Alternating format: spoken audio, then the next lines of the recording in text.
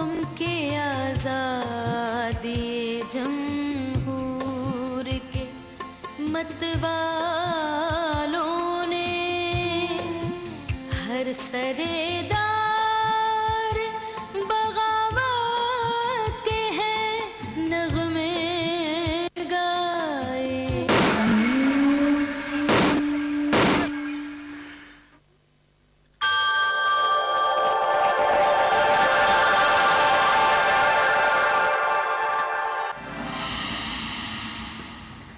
ناظرین کرام، 1971 کے آخر میں پاکستان میں پہلی مرتبہ عوام کی منتخب جمہوری حکومت قائم ہوئی. تمام تر جماعتی اور سیاسی اختلافات کے باوجود اس دور کے بارے میں یہ متفقہ رائے پائی جاتی ہے کہ اس دور میں قومی نوعیت کے جتنے اہم فیصلے ہوئے اس کی مثال پاکستان کی تاریخ میں نہیں ملتی. 1973 کے متفقہ آئین سے لے کر پاکستان کے ایٹمی پروگرام تک کا کریڈٹ اسی جمہوری حکومت کو جاتا ہے. اب پاکستان ایک ایسی پوزیشن میں پہنچ چکا تھا جہاں وہ 71 کی جنگ کے صدمے سے سنبھل چکا تھا اور اس نے دوبارہ اقوام عالم میں اپنا کھویا ہوا مقام حاصل کر لیا تھا. 1974 میں لاہور میں منعقد ہونے والی اسلامی سربراہ کانفرنس کے بعد تو پاکستان تیسری دنیا اور مسلم امہ کے قائد کی حیثیت سے ابھرا. جناب ذوالفقار علی بھٹو نے پاکستان میں جمہوریت اور عوامی حاکمیت کو مستحکم کرنے کے لیے کئی دورس اقدامات کیے. 1973 کے آئین کی روح سے ان کی جماعت 1978 تک اقتدار میں رہ سکتی تھی، لیکن انہوں نے مقررہ وقت سے 1 سال پہلے عام انتخابات کرانے کا اعلان کیا. بعض لوگوں کے نزدیک جناب بھٹو کا یہ اقدام نہایت حیران کن تھا. ان کے فیصلہ کرنے سے پہلے برطانیہ میں مارگریٹ تھیچر نے وقت سے پہلے انتخابات کا فیصلہ کیا اور ان کے انتخابات کے نتیجے میں ان کو بہت بڑی کامیابی ہوئی. تو بھٹو صاحب کے بھی اور ان کے ساتھیوں کا بھی خیال تھا کہ اب تک جو انہوں نے کام کیے ہیں اس کی روشنی میں انہیں بہت کامیابی ہو سکتی ہے. اور اپوزیشن یقینی طور پر بڑی تتر بتر تھی. ان کے مقابلے میں کوئی ایسی حزب اختلاف کی جماعت طاقتور موجود نہیں تھی. تو یہ سیاسی اندازہ کرنا تو درست تھا کہ اگر وہ انتخابات وقت سے پہلے کروائیں تو ان کو بہت کامیابی حاصل ہوگی. یہاں تک تو فیصلے میں کوئی کمی کوئی خامی نہیں تھی. یہ ایک درست اور صحیح سیاسی تجزیہ تھا اور وہ یہ انتخابات کرانے میں حق بجانب تھے. جس طرح 7 جنوری 1977 کو جناب بھٹو کا انتخابات کرانے کا اعلان غیر متوقع اور حیران کن تھا، اسی طرح پاکستان کی منتشر اپوزیشن جماعتوں کی طرف سے صرف 4 دن بعد ہی ایک متحدہ الائنس کے قیام کا فیصلہ بھی غیر متوقع اور حیران کن تھا. 11 جنوری 1977 کو پاکستان نیشنل الائنس PNA یعنی پاکستان قومی اتحاد کا قیام عمل میں آ گیا، جس میں 9 سیاسی پارٹیاں شامل تھیں. ان میں کچھ مذہبی رجحانات جبکہ بقیہ سیکولر اور بائیں بازو کے خیالات رکھنے والی تھیں. PNA کی انتخابی مہم کے موضوعات مہنگائی، حکومت کی مطلق العنانی اور بے روزگاری تھے. اگرچہ مذکورہ اتحاد نے اسلام کے لیے اپنی کمٹمنٹ کا واضح اظہار کیا، لیکن بقیہ امور مثلاً معاشی مسائل اور خارجہ پالیسی وغیرہ کے لیے ان کا پروگرام مبہم تھا. ماروین بام نے 1977 کی انتخابی مہم کا ایک معتبر اور مستند تجزیہ پیش کیا ہے.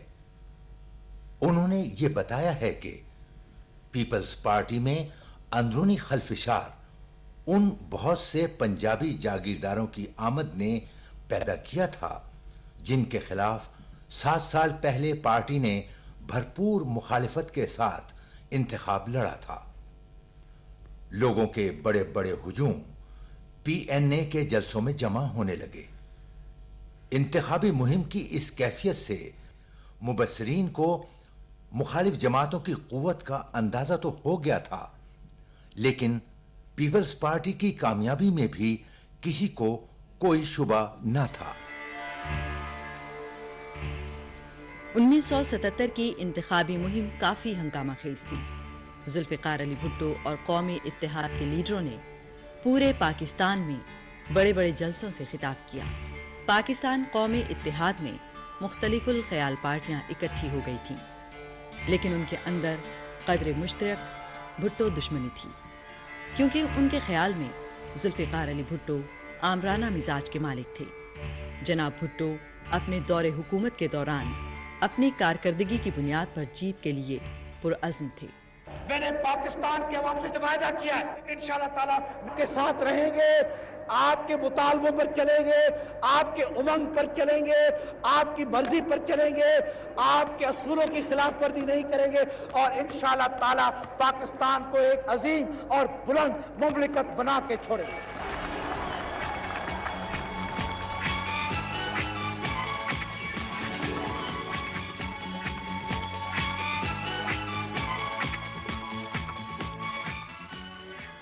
سات مارچ 1977 کو قومی اسمبلی کی 200 نشستوں کے لیے ووٹ ڈالے گئے، جس میں پیپلز پارٹی کے 155 امیدوار کامیاب ہو گئے، جبکہ پاکستان قومی اتحاد کو 36 سیٹیں ملی۔ ایک سیٹ مسلم لیگ قیوم خان کے حصے میں آئی اور 8 آزاد امیدوار بھی کامیاب ہوئے۔ ووٹوں کی شرح کے لحاظ سے پیپلز پارٹی کو 58% اور پاکستان قومی اتحاد کو 35.5% ووٹ ملے۔ قومی اسمبلی کے نتائج کا اعلان ہوتے ہی پاکستان قومی اتحاد نے صوبائی اسمبلیوں کے انتخابات کے بائیکاٹ کا اعلان کر دیا اور الزام لگایا کہ حکومت نے انتخابات میں شدید قسم کی دھاندلی کی ہے، اور انہوں نے انتخابی دھاندلیوں کے خلاف احتجاجی تحریک شروع کرنے کا اعلان کر دیا۔ جناب بھٹو نے انتخابات کے فوراً بعد اپنی پریس کانفرنس میں ان الزامات کی سختی سے تردید کی۔ I can tell you honestly that we have not manipulated the polls. Now I can go into details on this. I'll tell you now. Let us go into it. First of all, the point is that they misjudged, and a lot of people from abroad also are likely to misjudge a situation. Our people are temperamental, emotional people. That's true. But underneath that emotion and temperament, there is a great deal of common sense also in them. These 9 parties, when they got together, at first it was considered to be such a novel thing, such an unexpected thing that obscurantists and anarchists, secessionists, non-secessionists, theocrats, non-theocrats, secularists, all of them should get together and all. So people hadn't seen this kind of a thing before, and to see them all on one stage, having elections after 5 years or so, well, people went to their rallies, people heard them. But what did they have to say? You see, they gave nothing to the people in terms of a program, and they simply alienated the people. So you can count it. The female votes, thanks to their own statements and their own attitude, which came almost in bulk.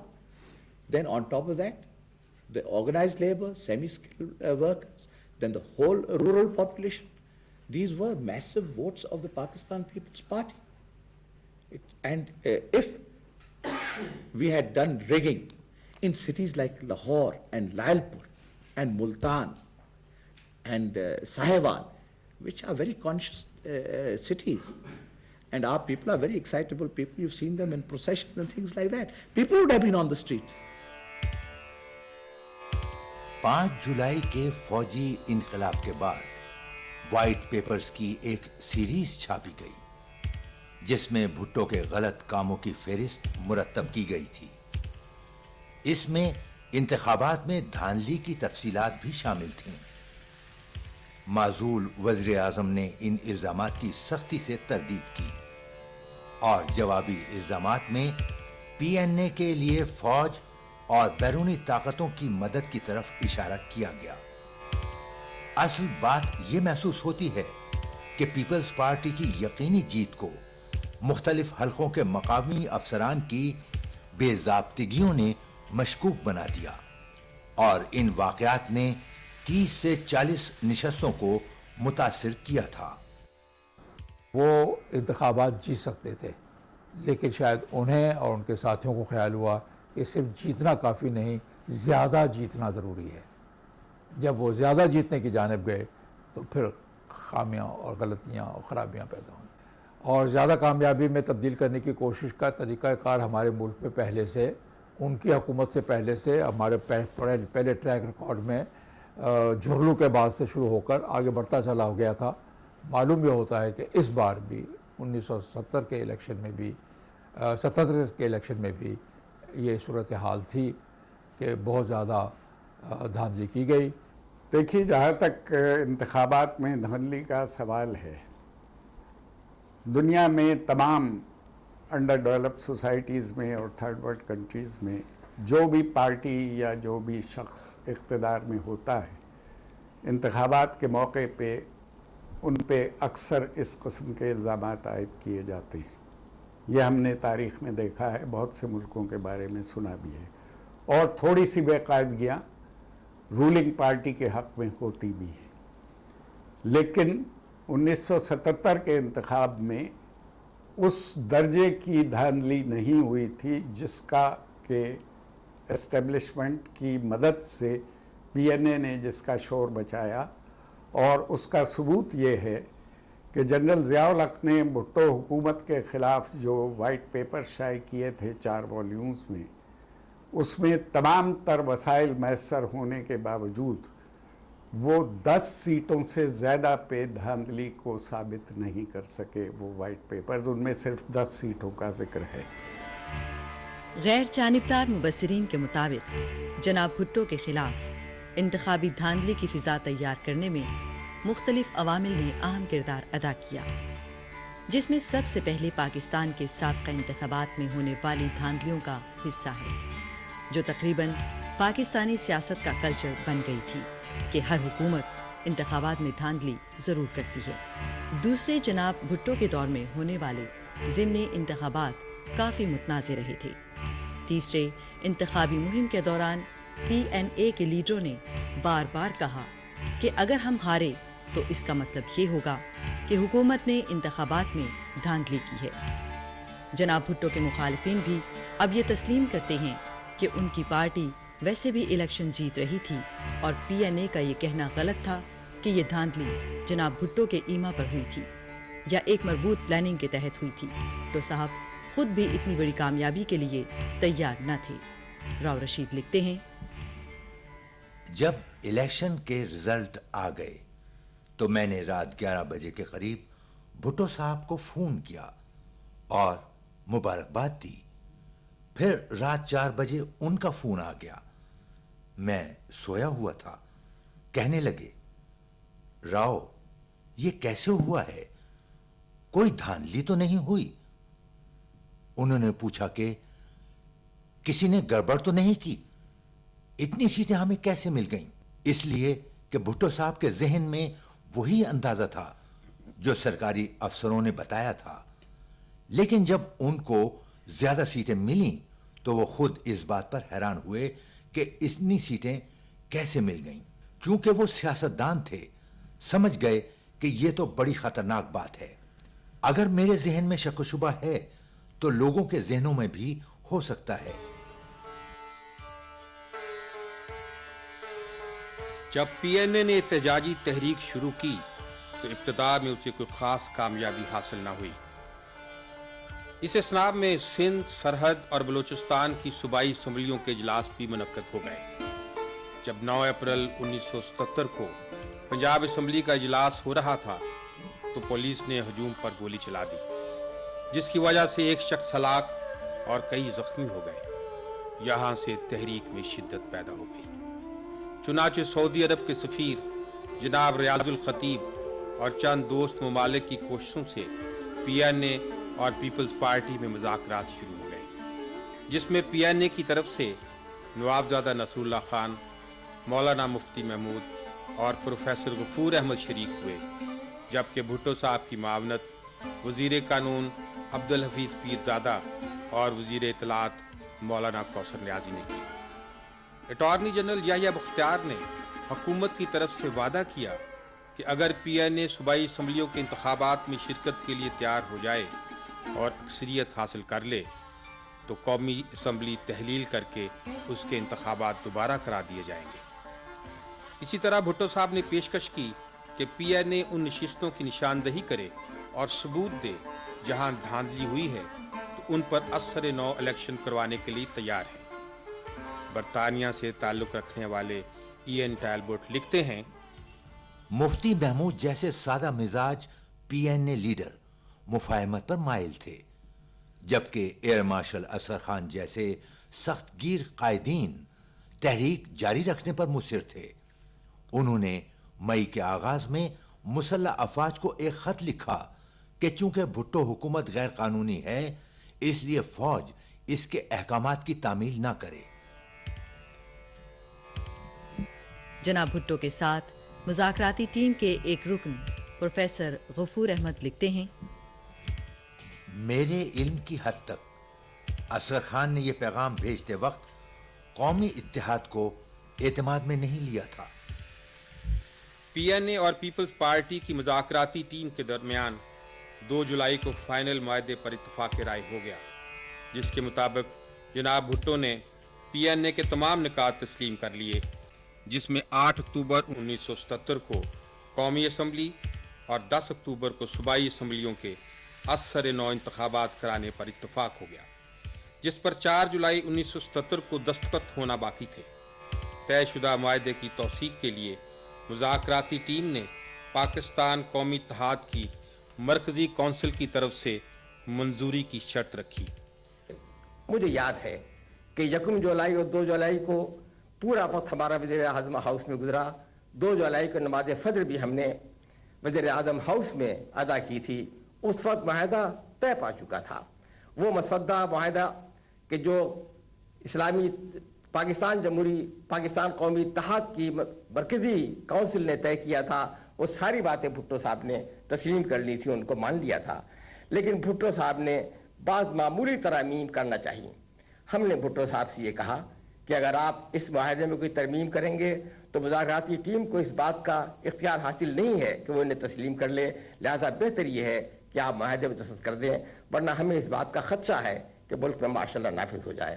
Bhutto صاحب نے بھی اس کا انکار نہیں کیا، لیکن اس پر اصرار کیا کہ ان کی جانب سے جو ترامیم کی گئی ہیں ان کو ہم منظور کر لیں، لیکن ہمیں اس کا اختیار نہیں تھا کہ ہم معاہدے میں دستخط کرتے۔ چنانچہ یہ بات پھر مرکزی کونسل میں گئی۔ مارچ 1977 میں جب الیکشنز کرائے گئے تو اس کے بارے میں پاکستان نیشنل الائنس کو یہ شکایت تھی کہ وہ الیکشن منصفانہ نہیں ہوئے، اور جیسا کہ ہم سمجھتے تھے کہ یہ ہمارا جمہوری حق تھا، اور اس کے لیے ہم نے ایک تحریک بھی چلائی، اور اس تحریک میں ہزاروں ہمارے کارکن گرفتار بھی ہوئے۔ تو اس کے بعد یعنی ایک ایسا مرحلہ آیا جس میں جناب ذوالفقار علی بھٹو مرحوم نے پہلے بالواسطہ طور پر مذاکرات کرنے کی کوشش کی۔ ہم لوگ جیلوں میں تھے اور یہاں سہالہ میں نظر بند تھی، تو انہوں نے ان ابتدائی مذاکرات میں یہ تسلیم کر لیا کہ اثر نو انتخابات کرائے جائیں گے، اور یہی ہمارا بنیادی مطالبہ تھا۔ اور اس کے بعد آئندہ الیکشن کو منصفانہ اور آزادانہ بنانے کے لیے ہم 32 نکات لے کر گئے، مذاکرات ہوئے، اور جناب ذوالفقار علی بھٹو مرحوم کے ساتھ جناب عبدالحفیظ پیرزادہ اور جناب مولانا کوثر نیازی مرحوم تھے، اور ہماری پی این اے کی ٹیم میں مولانا مفتی محمود مرحوم، میں اور پروفیسر غفور احمد، ہم اس میں شریک ہوئے مذاکرات میں۔ تو کئی دن تک مذاکرات ہوتے رہے۔ تو یہ میں بتانا چاہتا ہوں کہ ہم 32 نکات لے کر گئے تھے، 32 پوائنٹس، اس میں 31 نکات پر ہمارا سمجھوتا ہو گیا، اور ایک جو 32واں پوائنٹ تھا وہ ہم نے خود واپس لے لیا، یعنی تقریباً اور ایک رات، پوری رات ہم بیٹھے رہے اور ہمارے مذاکرات ہوتے رہے پوری رات، اور صرف دستخط کرنے باقی رہ گئے تھے۔ مذاکراتی ٹیم کے رکن اور پی این اے کے سیکریٹری جنرل جماعت اسلامی کے جناب پروفیسر عبدالغفور نے پی این اے کے لیڈروں کو واضح طور پر 2 گروپوں میں تقسیم کیا ہے۔ ایک وہ جو معاہدے کے حق میں نہیں تھے، جن میں جناب اصغر خان، بیگم نسیم ولی، جناب شیرباز مزاری اور مولانا شاہ احمد نورانی شامل تھے، جبکہ باقی اکثریت مسٹر بھٹو کے ساتھ معاہدہ کرنے کے حق میں تھے۔ 4 اور 5 جولائی کی درمیانی شب میں راولپنڈی میں پاکستان قومی اتحاد کی مرکزی کونسل کا اجلاس ہو رہا تھا۔ اس کونسل میں جناب air marshal retired Asghar Khan اور بیگم نسیم ولی صاحبہ کا کہنا یہ تھا کہ ہم سمجھوتہ نہ کریں بلکہ ملک میں ماشاء اللہ لگنے دیں، اس لیے کہ ماشاء اللہ ہی ملک میں بروقت اور منصفانہ انتخابات کا ضامن بن سکتا ہے۔ لیکن اتحاد نے یہ بات طے نہیں کی، ان سے منظور نہیں کیا، بلکہ اتحاد نے یہی طے کیا کہ ہم بھٹو صاحب کے ساتھ معاہدہ کر لیں۔ جناب بھٹو کی طرف سے مذاکراتی ٹیم کے رکن مولانا کوثر نیازی اپنی کتاب اور لائن کٹ گئی میں پروفیسر غفور احمد کے بیان کی یوں تائید کرتے ہیں۔ پروفیسر غفور کی باتوں کی روشنی میں مجھے یوں محسوس ہوا جیسے پی این اے کی صفوں میں کچھ لیڈر واقعی ایسے ہیں جن کے جرنیلوں کے ساتھ تعلقات ہیں، اور وہ لوگ تقریباً وہی بات جلسہ عام میں کرتے ہیں جو جرنیل صاحبان میٹنگوں میں مسٹر بھٹو کے سامنے رکھتے ہیں۔ 17 جون کو مذاکرات کے دوران مسٹر بھٹو سعودی عرب، لیبیا، کویت، ابوظہبی اور ایران کے 5 روزہ دورے پر چلے گئے۔ ان کی غیر حاضری کے دوران پروفیسر غفور اور مسٹر حفیظ پیرزادہ کے درمیان پی این اے اور پیپلز پارٹی کے درمیان طے پا جانے والے معاہدے کی آئینی حیثیت اور تحفظ کے بارے میں کافی تلخی پیدا ہو گئی، اور مسٹر پیرزادہ نے اس معاملے پر سخت رویے کا مظاہرہ کیا، جس سے پی این اے کے لیڈر برہم ہو گئے۔ 2 جولائی 1977 کو طے پانے والے حتمی معاہدے میں پی این اے کی مرکزی کونسل کی طرف سے کچھ نئے مطالبات کے بارے میں پروفیسر غفور احمد اپنی کتاب میں لکھتے ہیں۔ جتوئی صاحب کا کہنا تھا کہ کابینہ کے اکثر حضرات مصالحت کے حق میں تھے، اور ان کی رائے تھی کہ مذاکرات کو نتیجہ خیز بنایا جائے، لیکن بعض افراد جن میں عبدالحفیظ پیرزادہ نمایاں تھے اس کے مخالف تھے، اور ان کا موقف تھا کہ ہمیں سخت رویہ اختیار کرنا چاہیے۔ اس دوران فوج کے commander in chief general Zia الحق اور بعض سیاسی عناصر کا رویہ بھی جناب بھٹو کے لیے کافی پریشانی کا باعث بنا رہا۔ ایک طرف وہ جناب بھٹو کے ساتھ وفاداری کا برملا اظہار کرتے رہے اور ان کو کوئی ایسا معاہدہ نہ کرنے پر زور دیتے رہے جس میں قومی اتحاد کے 2 اہم مطالبے تسلیم کیے جاتے، جن میں بلوچستان سے فوج کی واپسی اور حیدرآباد سازش کیس کو ختم کرنا شامل تھا۔ جنرل ضیاء الحق کا کہنا تھا کہ بلوچستان میں فوج بغاوت کو کچل رہی ہے، لہٰذا اسے واپس نہیں بلایا جا سکتا، جبکہ نیشنل عوامی پارٹی این اے پی کے لیڈروں کے خلاف ملکی قوانین سے بغاوت کا مقدمہ چل رہا ہے، اسے بھی واپس نہیں لینا چاہیے۔ پروفیسر غفور احمد اور مولانا کوثر نیازی نے اپنی کتابوں میں مسٹر بھٹو کے اس بیان کی تصدیق کی ہے۔ جنرل محمد ضیاء الحق نے 80 صفحات پر مشتمل ایک تحریری مقالے کی مدد سے بریفنگ کی، جو تقریباً 2 گھنٹے جاری رہی۔ انہوں نے بڑی تفصیل کے ساتھ بلوچستان کے موجودہ حالات کا پس منظر، وہاں کے اہم خاندان، رشتہ داریاں، سرداری سسٹم، نیب کا ماضی، 1970 کے الیکشن، بیزنجو صاحب کی تقریر اور 1973 میں فوج طلب کرنے کی وجوہات بیان کی۔ اس مرحلے پر نواب زادہ صاحب نے ٹوکتے ہوئے کہا کہ آپ سیاسی باتوں سے گریز کریں۔